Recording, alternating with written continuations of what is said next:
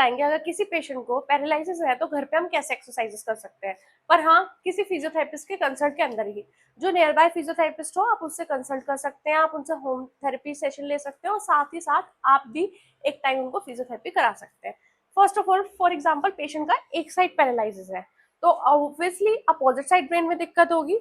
हमें क्या करना है, फर्स्ट जो भी फिजियोथेरेपिस्ट है उनको पता होगा एक जॉइंट स्टेबल करके उसको मोबिलाइज करना है, देन जॉइंट स्टेबल करके मोबिलाइज करना है, जॉइंट स्टेबल करके मोबिलाइज करना है, फिर देन उसके बाद ये मूवमेंट कराना है।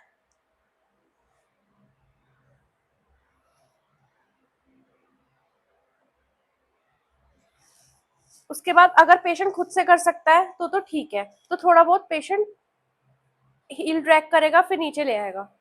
अगर पेशेंट बिल्कुल नहीं कर सकता तो यही मूवमेंट हमें कराना है।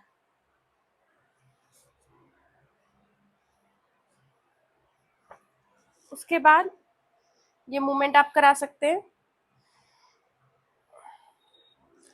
अगर पेशेंट में और भी थोड़ी अच्छी पावर है, एक वो पैर फोल्ड करो, दोनों पैर फोल्ड करके कमर ऊपर उठानी है, कमर ऊपर उठाओ, कमर ऊपर उठा के होल्ड भी करा सकते हैं वापस नीचे, देन प्रेस करो, छोड़ो, छोड़ो, फिर प्रेस करो, छोड़ो, फिर प्रेस करो, छोड़ो। ये जितनी भी एक्सरसाइज है ये टोटली डिपेंड करेगा पेशेंट के ऊपर कि पेशेंट की मसल वीकनेस कितनी है। दोनों पैर सीधे करो।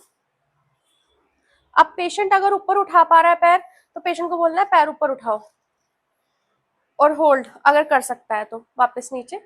अगर पेशेंट नहीं कर सकता तो ये पैसिवली हमें ही कराना है, सेम जो जो मूवमेंट होते हैं ये हमें ही कराना है।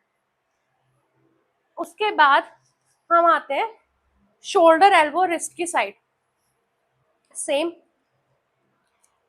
जो थेरेपिस्ट है उनको पता होगा एक जॉइंट स्टेबल करके मोबिलाइज, एक जॉइंट स्टेबल करके मोबिलाइज, ऐसी सब एक के साथ हमें मूवमेंट करनी है। उसके बाद स्ट्रेचिंग करेंगे,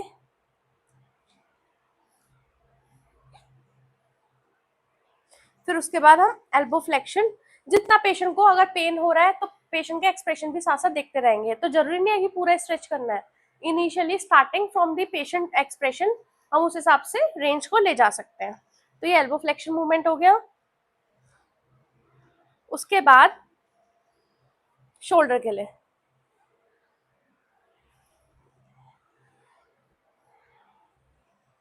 देन ये मूवमेंट आप पेशेंट को करा सकते हैं। और अगर पेशेंट एक चीज और कर सकता है, मुवला हाथ दो दोनों को। अब पेशेंट इस हाथ के सहारे खुद से भी थोड़ा बहुत मूवमेंट कर सकता है, ठीक है। और लोअर लिम्ब में छोड़ दो, लोअर लिम्ब में हम एक मूवमेंट और करा सकते हैं, हिप अबडक्शन अडक्शन। अगर पेशेंट खुद से कर सकता है तो पेशेंट खुद ही बाहर लेके जाएगा, खुद ही अंदर लेकर आएगा, खुद ही बाहर लेके जाएगा, खुद ही अंदर। और अगर नहीं कर सकता तो हम पैसिवली हिप अबडक्शन अडक्शन कराएंगे।